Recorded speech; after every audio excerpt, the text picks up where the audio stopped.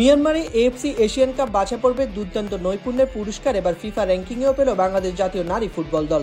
আজ প্রকাশিত ফিফার সর্বশেষ হালনাগাদ র্যাঙ্কিংয়ে 24 ধাপে গিয়ে 104তম স্থানে উঠে এসেছে ঋতুপর্ণা আফেইদারা।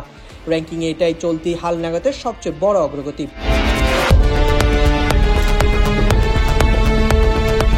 মেয়েদের রেটিং পয়েন্ট বেড়েছে +80.51, যা এবারে হালনাগাদের র্যাঙ্কিংয়ে সর্বোচ্চ।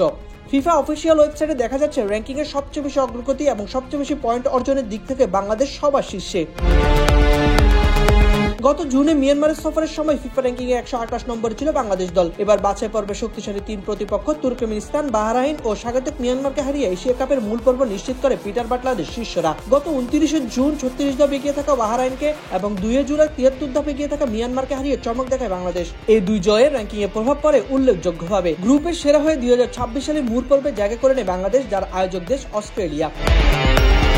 নারী ফুটবলের ইতিহাসে এর আগে 2013 ও 2017 সালের ডিসেম্বরে সর্বোচ্চ 100তম স্থানে উঠে এসেছিল বাংলাদেশ দল। তবে এবারে সাফল্য কেবল স্থানের নয়, অর্জিত রেটিং পয়েন্টেরও নতুন রেকর্ড তৈরি করেছে।